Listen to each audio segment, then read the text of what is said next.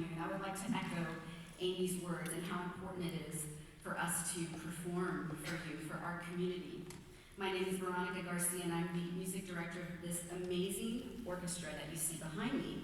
And one of the most fun things I get to do as a music director is pick all the pieces that you hear on each concert. And this process involves a lot of research. So after lots of research, I specifically wanted to have a piece with the narrator because our theme for this concert is musical tales. And so that's how I came about through research. I found out about this piece, Phillis, Wheatley, A Musical Journey by Nkeiru Okoye. Nkeiru Okoye is an American composer of Nigerian and African descent, and she's really big right now. Her works often address race and social justice issues, which I know are important to all of us today. I didn't know who Phillis Wheatley was. I was completely amazed when I heard this story. I am continually inspired. I've been studying this piece already for about 2 months, and I hear something new and I learn something new each time. For me, this piece is not just about slavery. Yes, that was her plight in life and it was terrible. But this story for me is more about what happens to a marginalized group of people when a community comes together to empower them. And you're going to hear that in this story. And as artists, it's our job to provide you with lots of topics for conversation, fun topics, serious topics, and conversations that we hope that you'll have about topics that seemingly are forgotten or maybe just ignored. And these hard conversations that can help support meaningful change in our communities. And this is the reason that I wanted to have the amazing Leslie Wingo bring Phillis's story to life for you today. Leslie is the CEO of Sanders Wingo, a consulting group focused on helping businesses understand about human behavior through diversity and equity education. And she does all of this through storytelling. And we've had an amazing time working with her. She even brought us cookies today. She's just a wonderful, wonderful person. So let's not delay any further. Please welcome Leslie Wingo to the stage.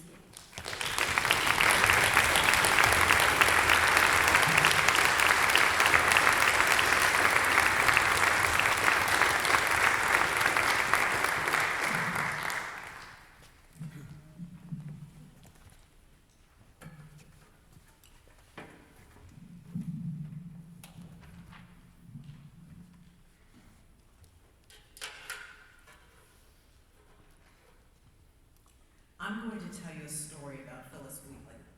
She was the first person of African descent to publish a book of poetry in what would become the United States of America. In her day, Phillis's poetry made her famous. She wrote about events such as the Boston Tea Party, and her written words were handed out in pamphlets so that people everywhere could read them.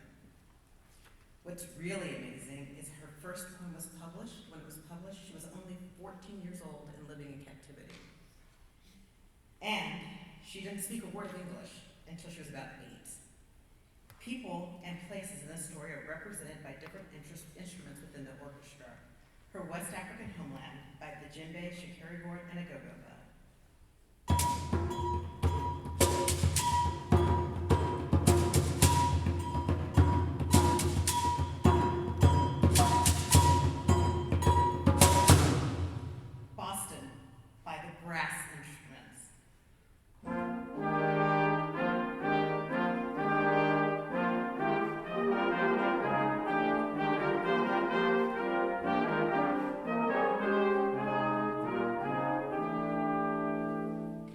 Enslaved Africans by the trumpet and anvil.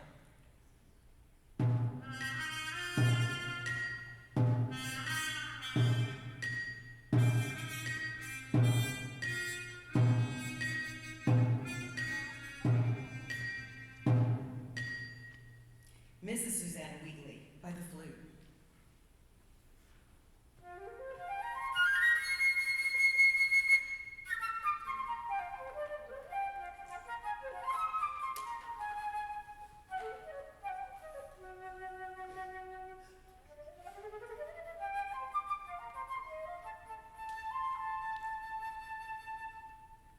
The twins, Nathaniel and Mary Wheatley by the oboe and clarinet.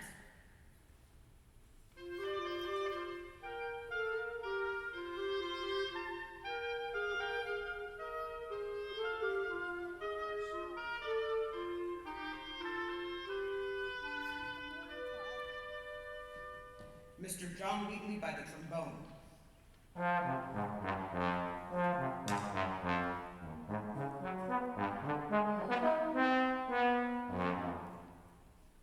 The Tribe by the snare and bass drums.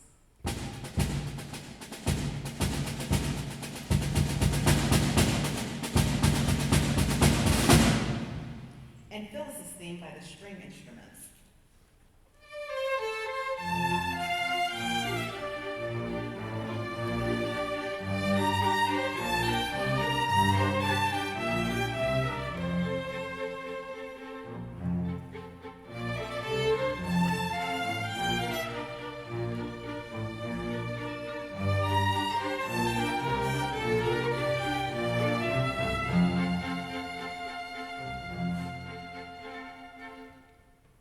Our story starts in West Africa.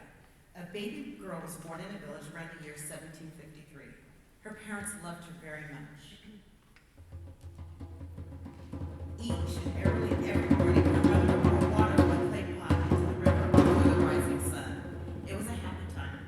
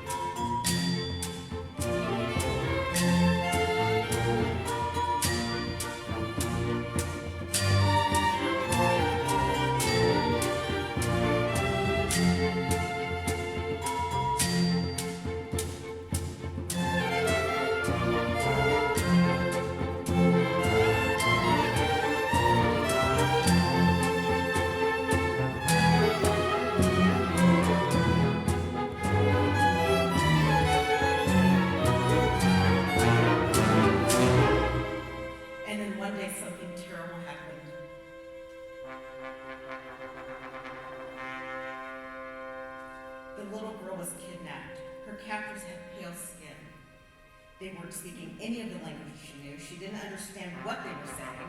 They put her in chains and took her to a ship with about 100 others. There was no sunlight and almost no space to move around. Many didn't survive, but the little girl did, and she was determined to be brave.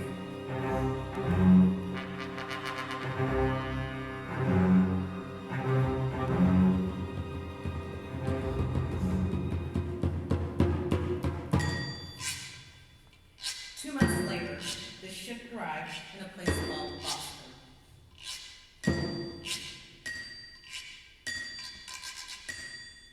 It was our heroine's first time in the city. The buildings seemed to reach into the sky more than the pale-skinned people. And just about everybody had dark skin like her, had sad eyes.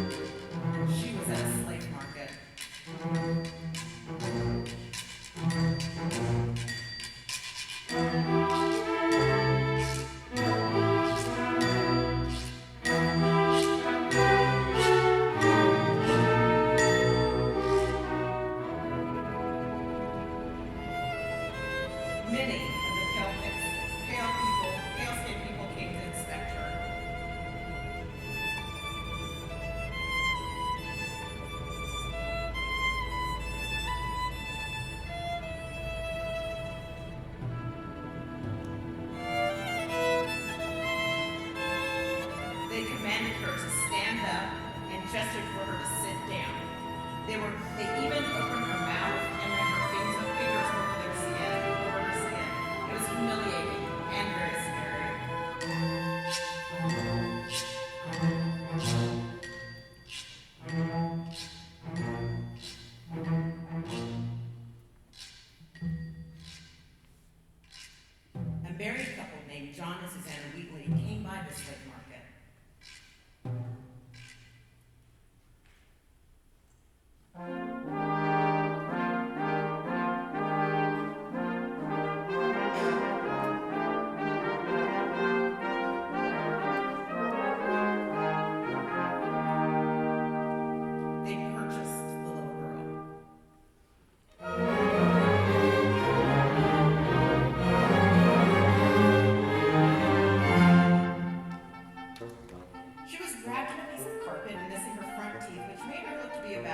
cousin, and since they didn't know her name, they called her Phillis after the slave ship.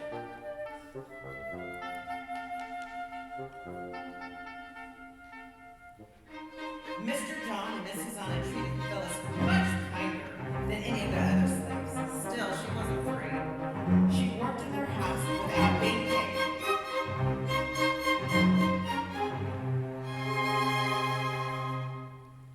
Miss Susanna took a special liking to Phillis.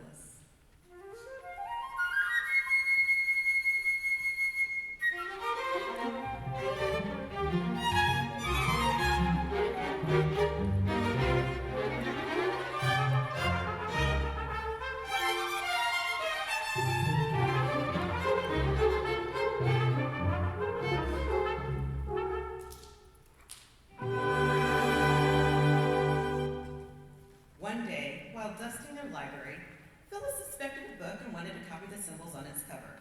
Not having paper, she wrote on the wall with a piece of coal. Usually it's not a good idea to write on walls. But instead of being angry, Miss Susanna was pleased at Phillis's curiosity and taught her how to read and write.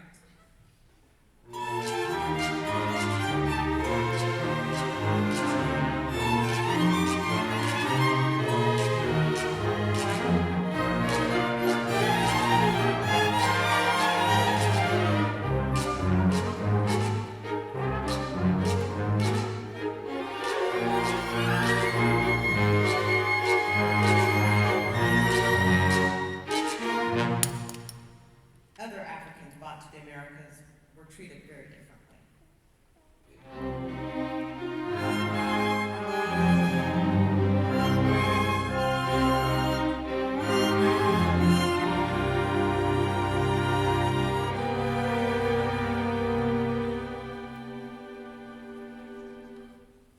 The Wheatleys had 18-year-old twins named Nathaniel and Mary. They tutored Phillis.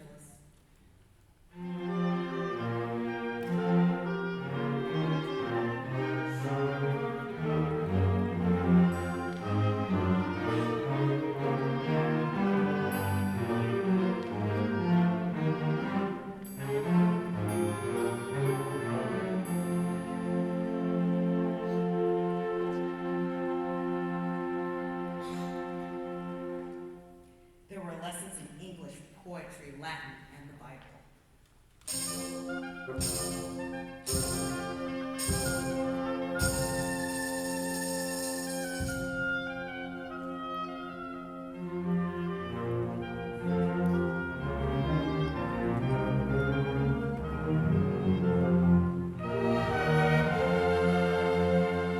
Nathaniel taught her what he learned in classes at Harvard.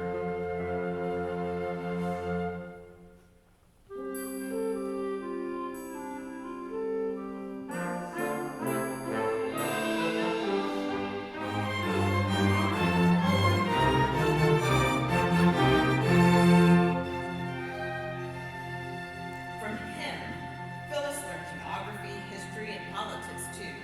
Before long, Phillis had a better education than many people of that time.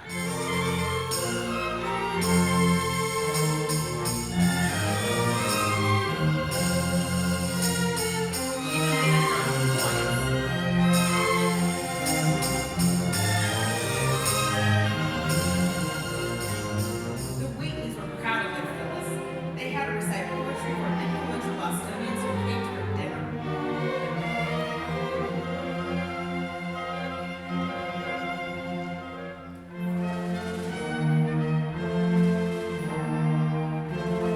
By the age of 14, she had grown very confident. She sent one of her poems to a newspaper, and wouldn't you know, they published it. Way to go, Phillis.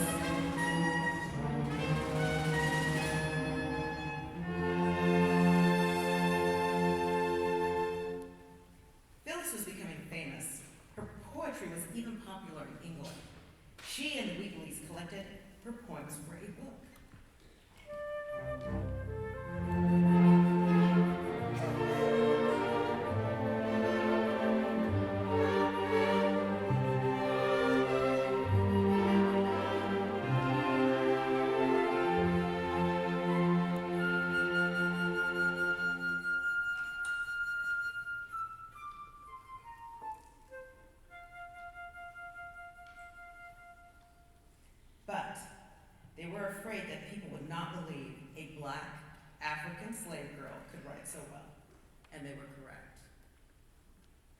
After all, if Africans could do such things, why were they being enslaved?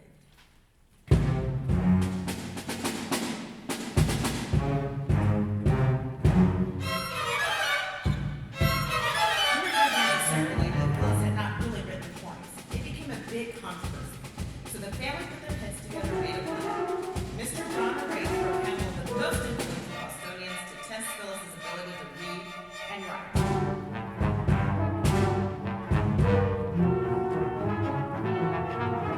It was a trial of her intellect and the trial of her life.